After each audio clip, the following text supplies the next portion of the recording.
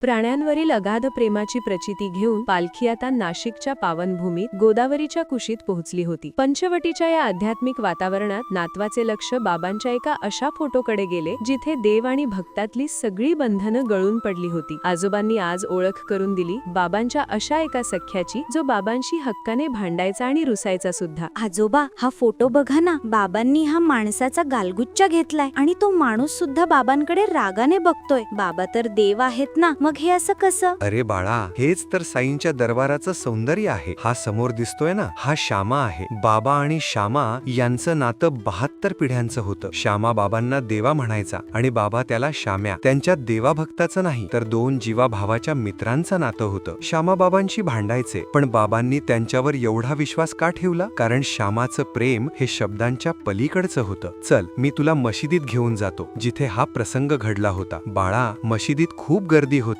सखाराम औरंगाबादकर आणि त्यांची पत्नी तिथे आली होती. बिचारी सुवासिनी 27 वर्ष अपत्य प्राप्तीसाठी आसुसली होती. तिची ती व्याकुळता आणि डोळ्यातले अश्रू पाहून श्यामांचं मन द्रवलं. श्यामांनी बाबांकडे पाहिलं आणि ते हक्काने ओरडले. श्यामा त्या बाईला उद्देशून अतिशय मऊ पण ठाम आवाजात म्हणाले, बाई, आजपासून नीट ऐक. जर पुढच्या 12 महिन्यात तुझ्या पोटी संतान आलं नाही तर बघ मी काय करतो. आणि मग त्यांनी बाबांकडे वळून तो प्रसिद्ध इशारा दिला, देवा, हा नारळ बघतोयस ना, जर या बाईला मूल झालं नाही तर हाच नारळ तुझ्या डोक्यात फोडीन आणि तुला या मशिरीतून बाहेर हाकलून देईन, तरच माझं नाव माधव. बाप रे, मग बाबा काय बोलले? अरे, बाबा रागावले नाहीत. उलट बाबांनी आपल्या सख्याचा तो शब्द पूर्ण करण्यासाठी त्या नारळाला आशीर्वाद दिला. याला म्हणतात लढीवाळ भक्ती. बाबांना श्यामाच्या त्या रागापेक्षा त्यामागची निस्वार्थी ओढ जास्त प्रिय होती. बाबांनी सुद्धा आपल्या या लाडक्या सख्याचा शब्द खाली पडू दिला नाही आणि त्या बाईला पुत्रप्राप्ती झाली. पण आजोबा, श्यामा फक्त मस्करी करायचे का? बाबांनी त्यांच्यावर एवढा विश्वास का ठेवला? कारण श्यामाचं प्रेम निस्वार्थी होतं. श्यामा म्हणजे केवळ भक्त नव्हते तर बाबांची उजवी बाजू होते. जेव्हा नानासाहेब चांदोरकरांच्या मुलीला जामनेरमध्ये प्रसूती वेदना होत होत्या तेव्हा बाबांनी स्वतः जाण्याऐवजी ती उदी आणि आरती श्यामांकडून लिहून घेतली आणि रामगीर बुवांसोबत पाठवली. बाबांना माहित होतं श्यामाच्या हाताचा स्पर्श त्या शब्दांना मिळाला की कार्य सिद्ध होणारच. अरे, नाशिकच्या नारायण जानींना जेव्हा प्रचिती आली तेव्हा त्यांनी हेच अनुभवलं.